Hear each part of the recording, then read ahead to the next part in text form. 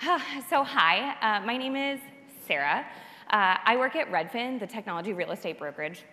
And like Connie Lynn mentioned, I did something called job crafting, which is I got hired as one thing, and then I slowly started doing what I really wanted to do, and in turn, made up my own title. So I'm basically a people analyst. I do people analytics. I do a lot of interviewing to kind of understand the state of the organization and really try to make sure that people like where they work. It's a pretty baller job, and I really like it. So today, I'm going to talk to you a little bit about empathy. My background is in behavioral neuroscience. I am overeducated, and I am really in love with soft skills. And I think a lot of times people see soft skills as kind of a thing that they kind of have to do if they want to get promoted. But actually, soft skills require a lot of science and a lot of practice. So today, I'm going to talk to you a little bit about empathy.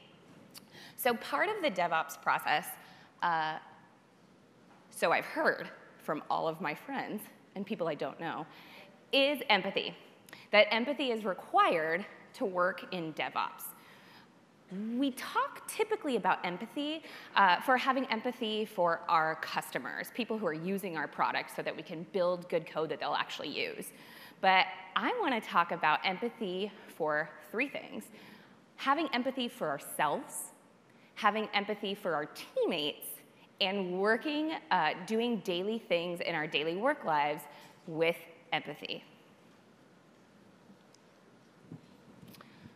Alrighty, so the first step in understanding others is to first understand ourselves. That's right, the more self-aware you are, the more empathetic you can be. And there are tools, as behavioral psychologists use, to do self-awareness. And actually, Jennifer mentioned it yesterday at her opening.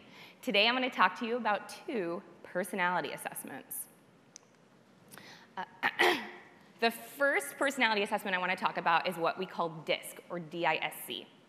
The DISC is a personality test that you take by ranking different personality traits, like accurate, confident, considerate, and decisive, on a forced choice scale, which means one of them has to be most like yourself, one of them has to be least like yourself. You do this a bunch of times, and a nice report comes out at the end. What I like about the DISC is that it's scientifically valid. It means it's been normed across a wide variety of samples and populations and different personality styles, so you're getting something that looks pretty scientific because it is. Your report looks something like this, where your personality is ranked on 4 traits. D, or decisiveness. I is interaction. S is stabilization. And C is cautiousness. And basically, the DISC says the degree to which you are these 4 things comprises your personality. Your results are made up of 2 different bars. The colored bars here are what you call your natural style. That's how you tend to act in a normal way. And then the gray bars, your adaptive style, how you tend to act when you're being particularly aware of the situation or you feel like you have to act maybe differently than how you would want to. What I like about the DISC, too, is that you're being ranked in relation to the rest of the personality traits. Instead of something like a Myers-Briggs that puts you in some sort of classification of you're either, INTS, or I don't know, Myers-Briggs, or ITJP, right? The DISC is ranking you on a continuum. These are my personality results, and you can see that I am both extroverted and introverted. It actually depends on the situation for me, but I am significantly more people-oriented than task-oriented. Given my job title and what I like to do, this shouldn't be super surprising. Then your results go into each individual trait and tells you a little bit more about your personality style. So this is an example of my decisiveness score. And I'm kind of right in the middle. It's out of 100, and I'm at a 42 for natural. I'm at a 35 for adaptive, so I tend to maybe play down my decisiveness when I feel like people are watching. Kind of an interesting thing here, too, Under my comments, it talks about most likely behavioral traits based on a combination of all of my scores. So my most likely behavioral traits are sometimes you demand too much of yourself. Ooh, yeah. And you're usually very supportive of decisions made by others on your team. The disc is really cool too because it also gives you things like strengths-based insight, so how you can use your personality that's combined for particular ways of success. So here, one of mine is that I bring a positive sense of humor and try not to do it at the expense of others. Further, there's a really great page at the end of the disc that literally is written for people who are not you. It says communication insights for others, and then provides really good tips for how to communicate with me. One of my examples is be candid and open. Love that. Break the ice with a personal comment. Love that too. Love stories.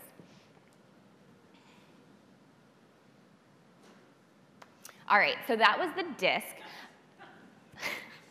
Thanks for laughing at my joke. The second personality test I want to talk about is Clifton Strengths, sometimes called Gallup's Strengths Finder, all the same thing. It is also a personality test that you are ranking forced choice some personality traits, but then it spits out common language. There's only 34 traits, and it basically ranks your top strengths in relation to each other. So this is not going to surprise anybody. My top 5 strengths are learner, individualization, includer, relator, and positivity. And that sounds right up the alley of someone who cares about people and wants to learn more about them. Just like the disc, your strength reports include individual pages that talk about each of your strengths and gives you good ideas for how you can look for workplaces that have those traits. Further, there's actually ideas for action, just like the disc, that tells you a little bit more about your personality, specifically what you're good at, and then does provide some ideas for action of places where you may need to focus. Now, the biggest pushback I get when recommending personality tests are either, I've taken the Myers-Briggs, I know what I am, or some sort of Facebook or BuzzFeed quiz. Or, I've taken one and it didn't really feel like me. Both valid feedback, but I would encourage you to take what I would call a psychometrically valid test. That means one that's been normed across a wide variety of samples and a wide variety of people that will hopefully be more in tune with who you are. Very often, these personality tests won't be 100% accurate. Like, again, it's normed, but it's not magic. I would consider it good if at least 80% of the statements about yourself are true. I'd consider that a pretty darn good fit. I would really think about the other 20% that you think don't look like you. Maybe ask a friend or a colleague if really you're showing up differently than you intend. It's a great tool to understand more self-awareness. So these are just 2 personality and strengths assessments I've used in the workplace, but there's also things like the predictive index or Big 5. I just wholeheartedly recommend finding a psychometrically valid tool and then using that personality assessment to understand more about yourself and how you're showing up to work. So then the second part of empathy, after we get self-awareness, is perspective taking, or the ability to understand others' perspectives. And by that, I also mean understanding your teammates and a little bit about them. Now, we are obviously all going to go to my resources right after this and take a personality test in your next break. So I would use that as a tool and share it with your teammates. Yeah, I know. This is what a PhD gets you, sharing. What I like about this is that you are already getting this with one of these assessments, right? So sharing yourself with your teammates can then help them understand how to talk to you and how to work with you, and vice versa. So one of my communication insights for others I kind of mentioned is break the ice with a personal comment. So I'm going to tell you a little story. Katie Katy Perry and I were bonding yesterday over the fact that we both hold resentment towards our junior high teachers because of a sassy thing that they said. And that's so true, because my ideas for communication say, don't intimidate Sarah with position or power. It was true in 7th grade, and it is true today. Now, the cool part about this is that you don't even actually have to sit down with your teammate to do this. You can just hand her this how-to tip for communication. But I actually recommend you talk to her, and potentially all of your teammates. So here is an example of something I went through with an actual team using the Strengths Finder. We each took the Strengths Finder and came up with our top 5 strengths, and then sat down together and talked about how we can work well together, what strengths we needed for different tasks, and who we could rely on for specific areas, and also highlighted strengths that didn't happen on our team, where potentially maybe somebody would have to fill in the gap and be unlike themselves to be able to ship a product. One of the vital steps to building trust with teammates is understanding where our colleagues are coming from. The last time someone new started in your workplace, did you ask them about a specific experience with programming? Did you ask them their favorite type of programming language or how much experience they had with a program? I see some nods. Yeah, right? Came up in the interview. But did you ask them how best they like to work? Did you ask them ways that you could potentially help them in their onboarding? How you could potentially introduce them to someone who may have a lot of domain knowledge about something that they're going to be working on? Interesting thing, we think we need to build trust with our teammates before being vulnerable, but research shows, Nicole's drinking game, that it's actually the opposite. Being vulnerable with our teammates can actually increase team trust. And that doesn't sound like a lot, but actually teams that are more vulnerable with each other and thus have more team trust are able to ship their products faster, with less stress, and with more team satisfaction. I'll say that again. Trust within teams is positively related to task performance and team satisfaction, and negatively related with stress. Trust matters. Setting expectations with someone who we work with is super important. And one way to set expectations about how you can work together is to grab coffee. And this doesn't sound like a big deal, but I think we tend to go get coffee at work with people who we actually like. And a lot of times, the places where we have conflicts are with people we don't like. One of the reasons why we may not like them is because we don't know them. Research shows that building effective work relationships is necessary because they form the basis for things like promotional opportunities, hitting our goals, also getting raises. It's important to have good relationships with people that we work with, even if we don't really like them. And it sounds really simple because it is, but people just don't do this. Potentially, we would be able to understand someone more if we just took them out to coffee and had a conversation. There's a skill to these conversations, too. Think about what you actually want to know about, and then ask them about it. Ask your colleague open-ended questions. Be curious. Follow up when something sounds cool. It sounds, again, easy, but people suck at these conversations, especially when they're with people who aren't friends. When you're having these conversations, I want you to forget any active listening tips you may have heard. You know what active listening is? It's like where you nod, lean forward and say, mm-hmm. Yeah. It's called faking paying attention. And if you have to fake paying attention, you're not actually paying attention. Allow yourself some vulnerability. And if the person that you're talking to says something that you can relate to them. Try not to one-up their story. Just try to let them know that you understand.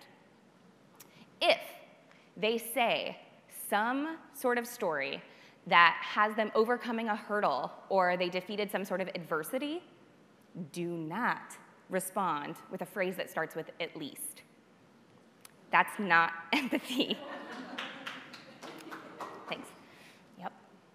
So try to say things like, wow, that sounds rough. How did you get through it?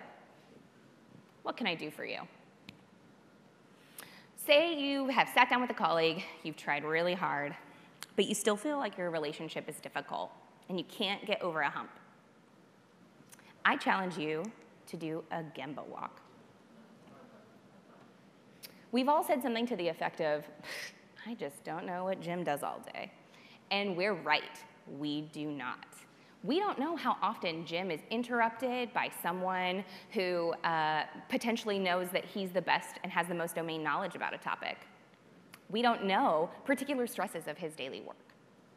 Potentially, we'd be able to understand Jim a little bit more and have some more empathy for him just by asking him if we can watch him work or pair program with him. Gemba walks, also called go-and-sees, shadowing your colleagues. It's a key principle of the Toyota production system, that lean and agile methodology, and really just says that you don't know what the work is like unless you see it. Ren, yesterday at Facebook, was telling me that one of the things that she did to get into this type of mindset is actually invite another team to her team meetings.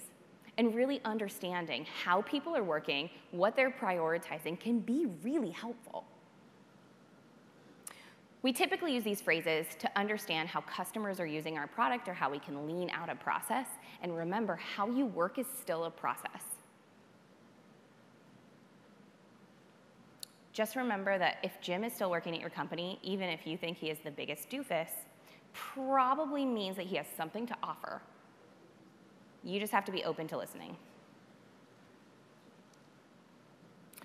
And although Gemba walks, coffee chats, and personality tests are all, kind of fluffy, and it would be really hard to do all day, every day, we do have some no room in our day to get work done if we did those every single day. So another way, super easy way to increase some empathy is what I call a mood check-in. This mood check-in can be done in your daily or weekly stand-up. Before you go on to do a status check, do a mood check-in.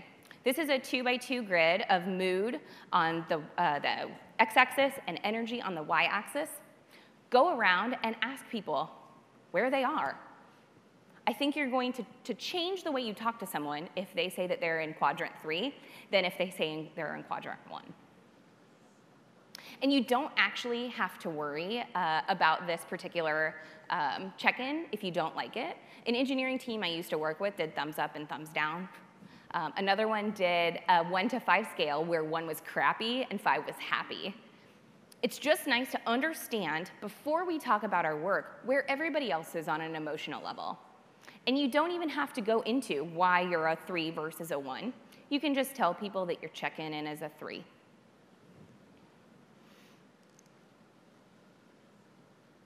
All right.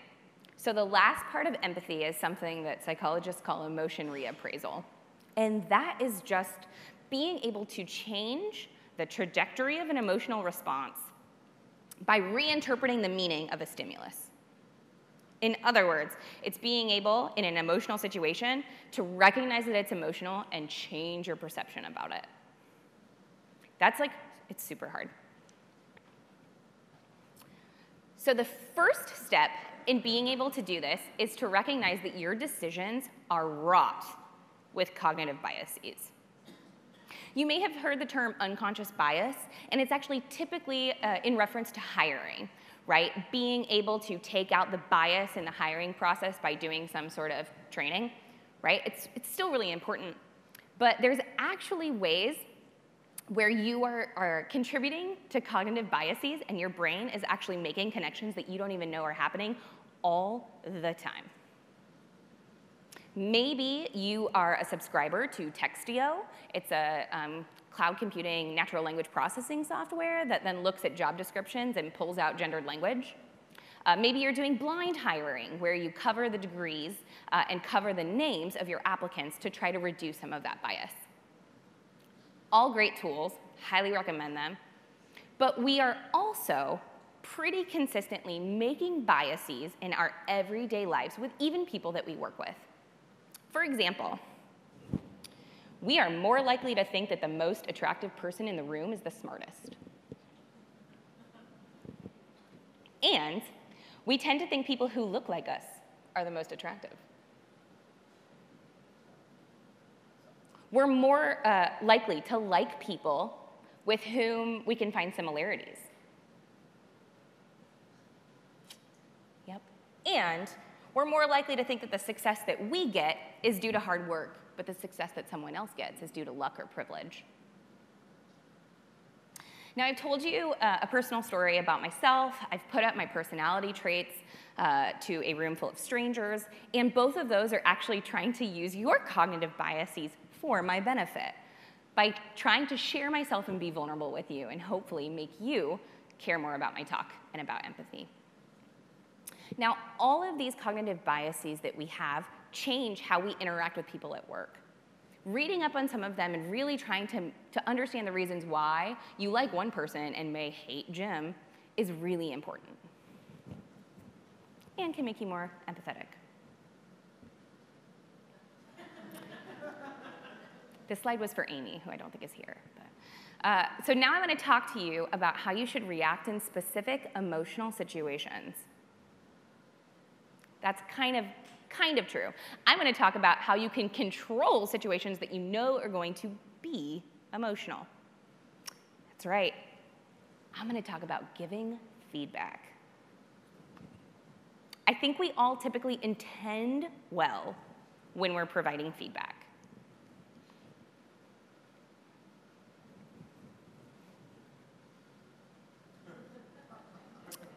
Yeah, but we suck at it. We fail at the delivery a lot. I know. The ability to both give and receive feedback is extremely marketable. And yet, the vast majority of people are like this dude. So the first step to being great at giving feedback is to actually ask for feedback. This is the worst. But it can also increase your self-awareness and how you're showing up to work. And it's super important in empathy, like we talked about. So if asking for feedback terrifies you, I get it, still kind of makes me nervous too. Start small. Ask if the only feedback that you are getting is during a regularly scheduled performance review or a regularly scheduled code review, you are not getting enough feedback. It doesn't have to be about your performance. It could be about communication styles. Start small. Screenshot an email that you know is going to have a wide reach and ask a trusted colleague if there's any way that you can make it better. Screenshot a heated Slack interaction you had with someone and give it to a friend and ask what you maybe could have done better. Both of these are showing that you care about your performance, care about how you want to make yourself better, and sets the stage for other people to start giving you feedback. Now, it's hard for people to give you feedback, and it's hard to convince people to give you feedback, especially actionable feedback, especially if they perceive that feedback to be negative. It's going to require some persistence on your part. When they give you the feedback, repeat it back to them so that they know that you understood what they were saying. Don't interrupt them when they're giving you that feedback. Thank them for that feedback. Implement the feedback.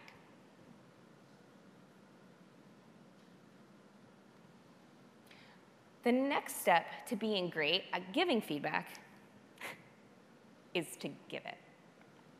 This is super terrifying the first few times you try to give it, especially if it's in high-stakes situations, so start low-stakes situations.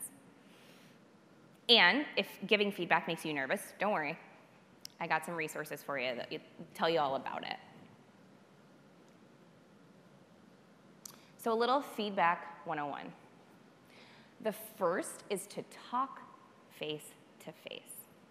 If you are a distributed or remote team, do a quick Google Hangout, Skype, Zoom, whatever your tool of choice is. But I really caution against people trying to provide feedback in written form because humans tend to assume tone even when there's none there. There's some pretty cool research that shows that humans doing text-only and online communication actually have less satisfaction and less connectiveness with their partners than those who do it face-to-face, even if there's a screen. The second step is to prime the feedback. I like to ask the receiver if they are ready to hear some feedback with, do you have some time for some feedback? Research kind of is a little bit mixed on this step, though. Some actually show a lot of positive reviews for a statement. I have some feedback for you. I think it really depends on who you are and how you typically work with some people, but I think this is really important because you are letting the listener know that they are about to hear some feedback. Don't do the feedback sandwich. You know what that is, right? Where you say something nice, then you slip in the negative feedback, and then you say something nice again so that they like you more. Yeah, research shows that that's actually really bad. It's less effective than just being outright and saying the negative feedback for a lot of reasons. The first is that it's not actually a tool for people receiving the feedback. It's a crutch for people giving the feedback. Those actually receiving the feedback are kind of waiting for the other shoe to drop every time they hear praise. So they don't actually take praise well. The impact of behavior change, if it was negative feedback that requires behavior change, is lessened because it wasn't direct. Just be direct, state your intention to be helpful. The fourth step is to make it timely. If something happened a year ago and you are just providing feedback, I am going to think that you have held it against me for the past year. Similarly, if I did something a year ago and then I did something today, give me feedback on what I did today. Awesome, thanks. This is important. The fifth is to focus on the SBI. Some people call this nonviolent communication, but it makes me a little nervous. So I like to say SBI, situation, behavior, impact. Situation, what happened? Behavior, what they did. Impact, how it affected you or the team. When you were presenting at the exec meeting yesterday, situation, you were unclear and people asked you questions and you didn't have the answer. This made the executives this made the executives be concerned about the type of work coming out of our team. All right, and the last is to follow up when appropriate. If they change it, tell them that you notice that behavior change. Kim Scott's book, Radical Candor, goes into this type of feedback more in depth and actually talks about how being too empathetic and kind without directly challenging negative behavior can be ruinous. There's a whole Silicon Valley episode about it, too. Yep. And you may think, why do I care about being empathetic when giving feedback? Well, feedback's only as good as the receiver receives it. And companies that encourage honest feedback actually have 270% greater return than teams who don't have that feedback. So we talked about the three parts of empathy, self-awareness, perspective taking, and emotion reappraisal. I really want to focus on some resources that you can read more about. It's on my GitHub. You can take some personality tests. There are links to that. I'll also tweet about it too. And you can follow some of my Twitter followers if you like punny song lyrics. Thanks.